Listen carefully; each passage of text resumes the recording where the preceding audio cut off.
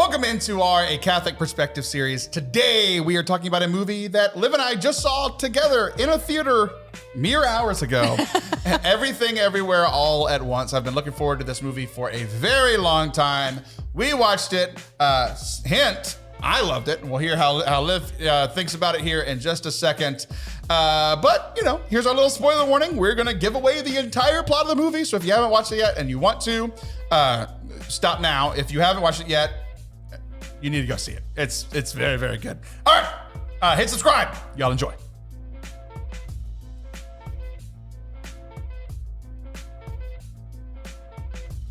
All right, here I am with Liv Harrison, one of the co-hosts for my podcast, and we are doing this A Catholic Perspective series. I've done it a lot, but this is your first time doing this series with me. We just went and saw Everything, Everywhere, All at Once together. Had you heard of this movie before today? I had kind of heard about it, but to be honest, the title is so jumbly that every time I hear it, it jars me a little bit. And I'm like, wait, the movie? Wait, what's the name of the movie? You know what I mean? Like, it's not easy, like Spider-Man. Right. Now those are complicated. That's true. You know, Harry Potter. This is like hard. It's a hard title, I think. It's funny because I always think of the Matt Morris song. I'm everything and nothing all at once. It's close. I'm so far gone, but I'm already home with everything and nothing but your love. I think of Matt Morris every time I hear they did not sing that in the movie. They did not. Shocking. There were thousands of universes in this movie, Matt Morris. and not one of them had Matt Morris. None of them. So you hadn't heard much about it. I specifically stayed away from it. Stayed away from not hearing from the movie, but hearing anything, because all I heard was one that it was a multiversal storytelling. Okay, which is like, we both love Marvel. We do. In this series, I've been pretty honest about a lot of the Marvel stuff that I don't think they're handling the multiverse very well. No, it doesn't work a lot. Convoluted. It's complicated. They're breaking their own rules. Confusing. It's ruining past stuff. Like, it does. But this was a standalone multiverse story, and my initial thought is, boy, they nailed it. They crushed it. They nailed the multiverse. Crushed it. Storytelling piece, which is very difficult, and I feel like Marvel's been struggling. Yeah. They handled it. Like, one of the first things you said when you came out of theater was what? My head doesn't hurt. Right? My head's not spinning. I get what happened. It was unbelievable. I can't tell you how many movies that have, way less complication, not multiverse level kind of stuff, that I walk out and I'm like, oh God, I need a moment. Like, you're in a fog. It's like when you wake up from a nap that's been 4 hours long. Am I the top? Right, exactly. Leonardo DiCaprio is my father. Like, it gets really confusing. So many movies like that you're just really confused. You didn't follow it. You don't know what's happening. And so you're just in a spin. You were captivated for the rest of the day. You were just in your brain sorting it out. It's like when you have a really bad conversation with someone, you're like, wait, what did I say? What did they say? Where were we? Da-da-da. Like, I've never had that experience. Yeah, okay. All my conversations are great, and I always know what I'm saying because I'm good at talking. I've never been this clear, I don't think, coming out of any movie. Like, and both of us, I would say, are on the same level. And I watched Clifford. I'm saying Alvin and the Chipmunks was more difficult than this movie. I mean, for real, like it. And then if you saw it, the Chipmunks it's so can talk interesting. and sing. Yeah, what is going on? Okay, and what are the Chipettes exactly? So no, I mean I should have come out of this film really confused, really exhausted, mentally not capable for the rest of my day. Like, we should not be here right now. Like, there's no way we'd have been able to work. Now. But that's the part. That's what's so funny. You know what I'm thinking about? How I'm not thinking about the movie. That's what I'm thinking about. I've never had this experience. I understand what's happening clarity? around me. Is this peace? Yeah, like I've never experienced this before. God? Yeah, seriously. Who wrote this? Right. Yeah, it's shocking. It was really good. One of the things, because I kind of stayed away from it, I knew that it had a bunch of popular actors, but even then I didn't want to. I only knew one. I knew one, and even then, like I wanted to know nothing because I heard it was good, and just after all my frustrations with the Marvel multiverse, with all the Phase 4, it's I wanted this to be good very badly, and I went in and I really enjoyed it. So one of the things I knew it was going to be a multiverse story, and because of the couple of actors, the main actor, and I think I had heard a couple others, I thought it was going to be a serious movie, like serious topics, which it was, and we're going to get into some of the serious topics. It was hilarious. I know.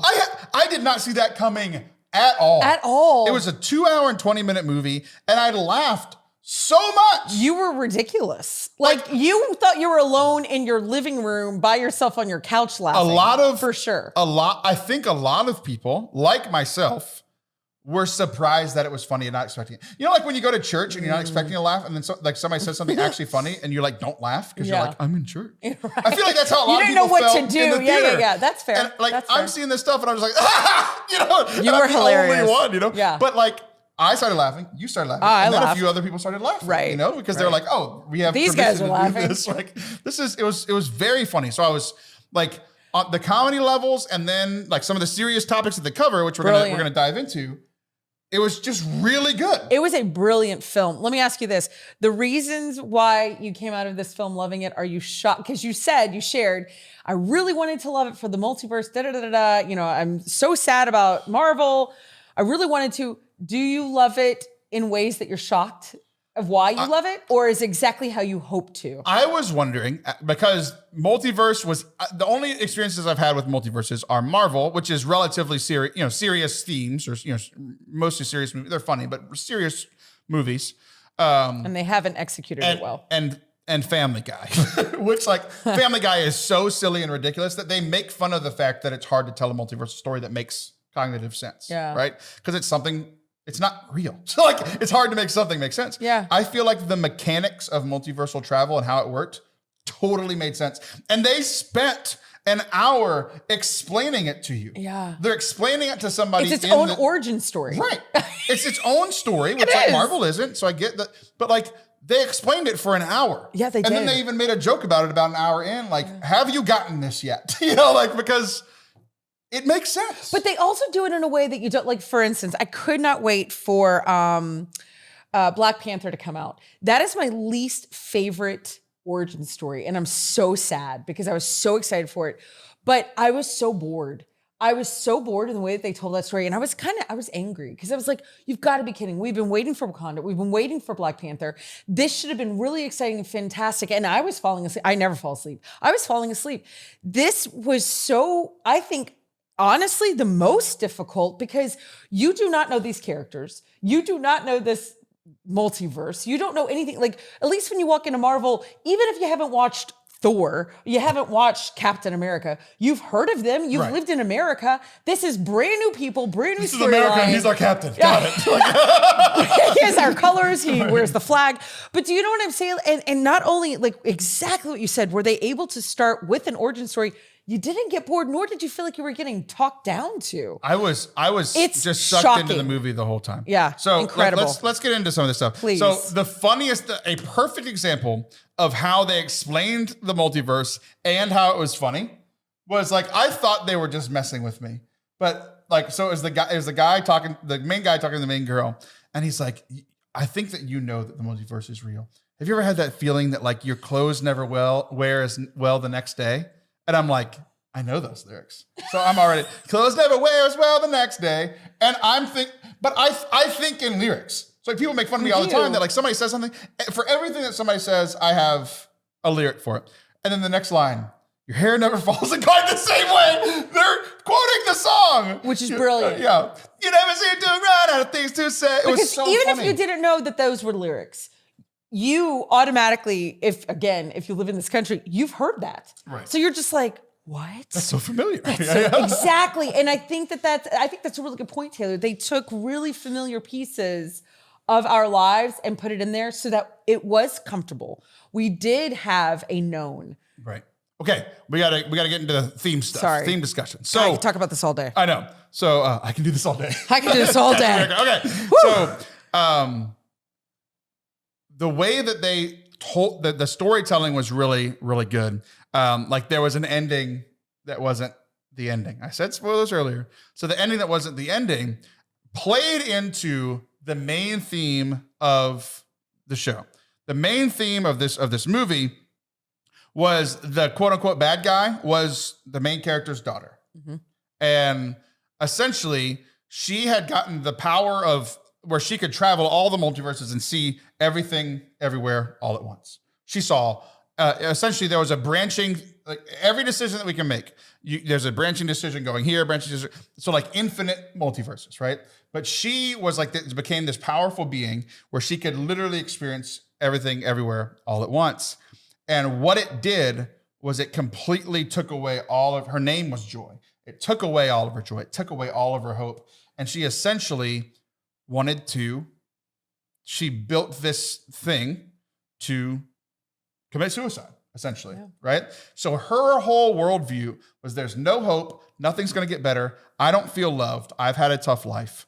And meanwhile, the mom, who had kind of contributed to the life being bad, her whole character arc is eventually finding and being the hope for her daughter. And I thought it was fascinating because I work with young people, and I feel like, I think it started with millennials, and I think even the next generation. So I think it's somewhat generational, but then also it could just be people of any age that are dealing with depression or a lack of hope or struggling mentally, which I think is everybody for the last couple of years, right? But I was thinking a lot of it generationally because it was generational in the show, where a lot of younger generations are not believing in God or having some kind of faith. And she essentially was like, everything is meaningless. There was nothing giving meaning to life. Like she even says, she talks about like everything means nothing, right?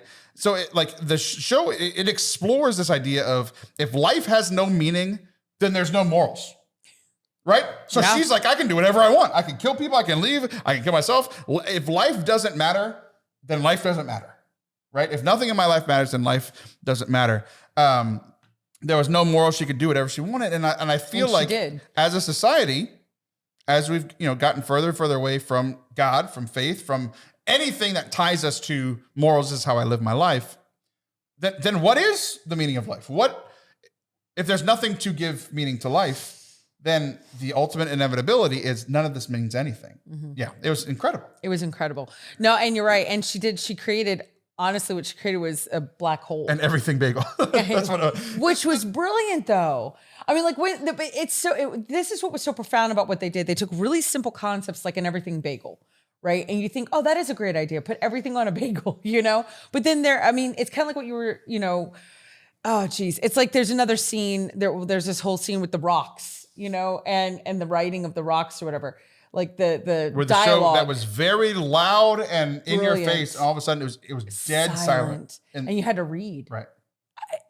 And it seems so simple and it seems so dumb. I mean, it reminded me a lot of like Mystery Science Theater. They literally were calling humans dumb in that scene. That's true. No, it's true. But what they wrote was exactly what you just said, profound. It was really poignant of the film. Yeah, it was these two ways to look at life. Yeah. One with something grounding you for meaning, or one with chaos and no meaning at all. Right. And it was there's these conversations, and you could tell that they were having difficulty conversing about it. Right. Yeah. I was going to say conversating. I don't think that's a word. They're having difficulty like meeting in the middle because they had these completely different worldviews. So true. And it got me thinking. Like the daughter even says.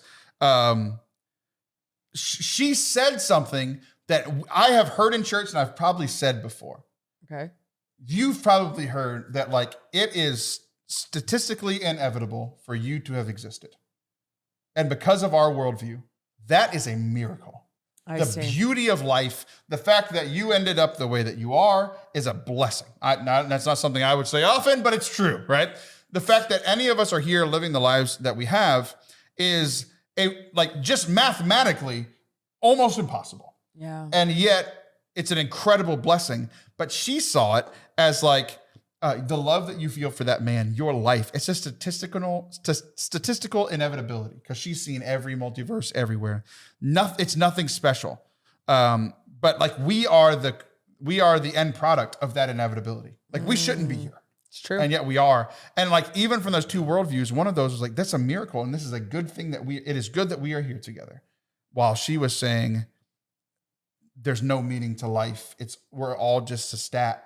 So I'm going to end my life. Wow. It was incredible. It was incredible.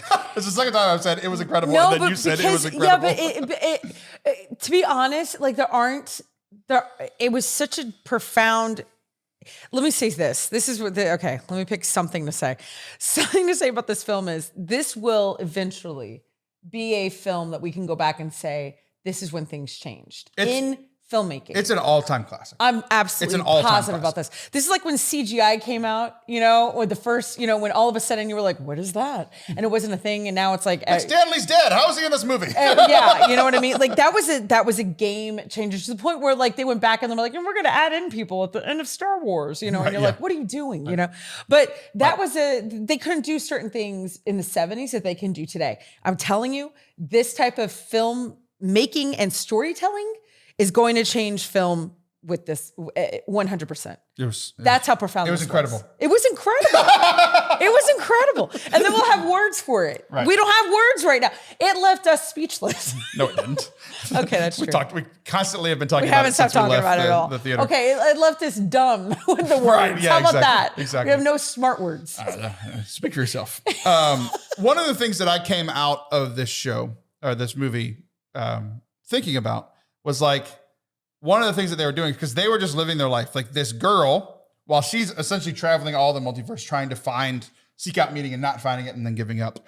While she's doing that, the mom doesn't know about the multiverse at all. And she had all these dreams. She wanted to be a singer and an actress and a dancer and have a great love story. Right. And she owned a laundromat with a husband that they didn't really have a spark in their love life.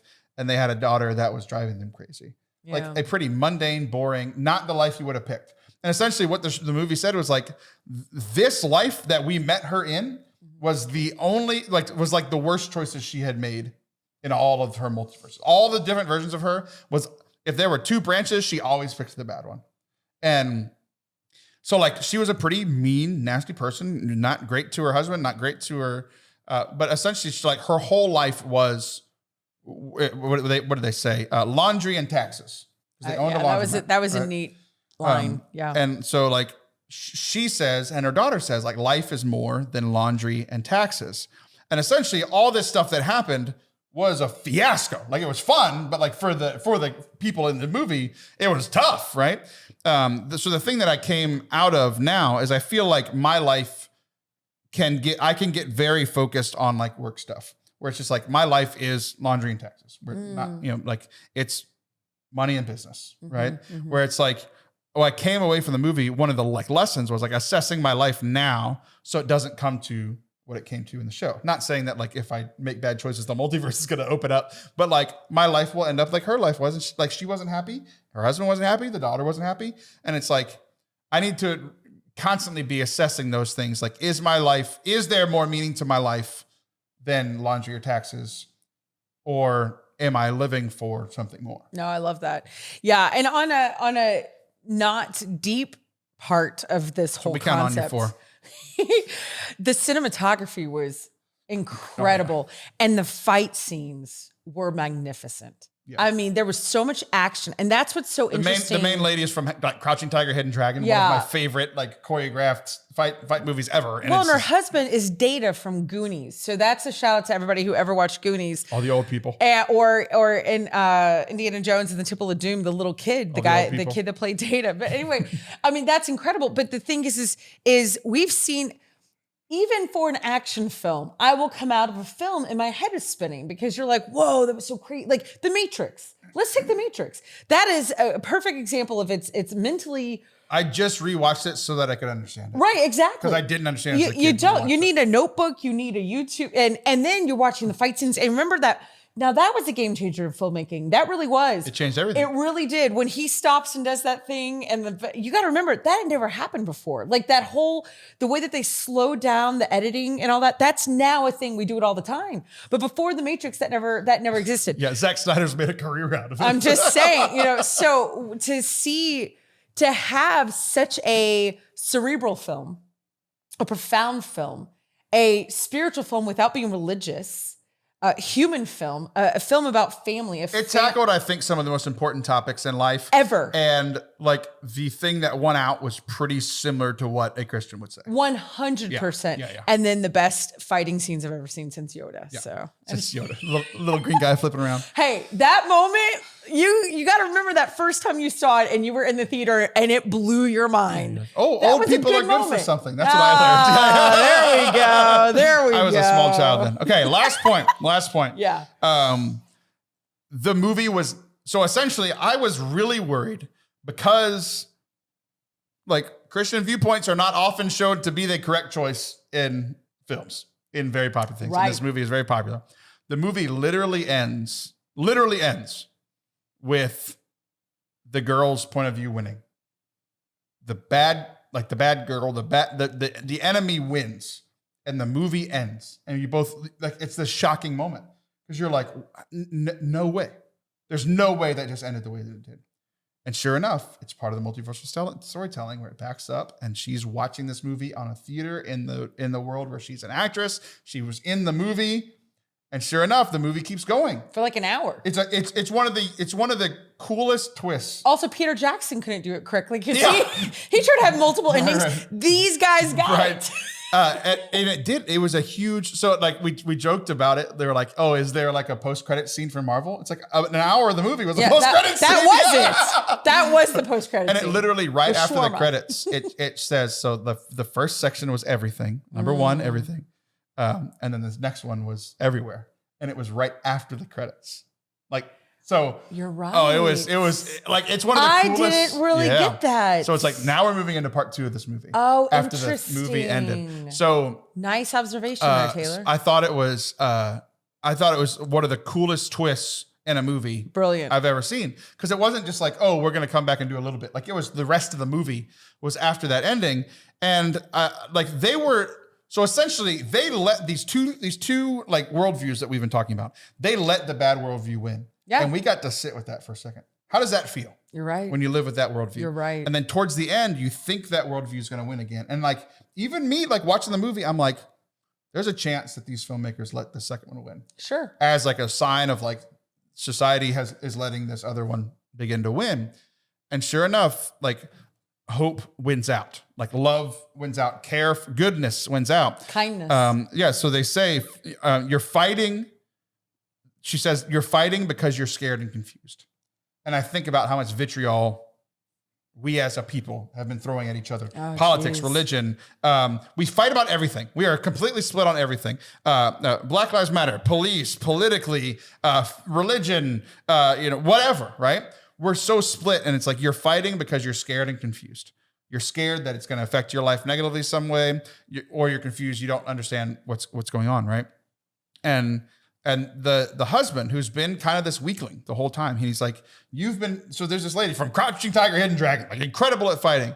And he's like, this is how I fight. I fight with kindness, right? And like, it was one of those things that like in any other movie that would have sounded cheesy.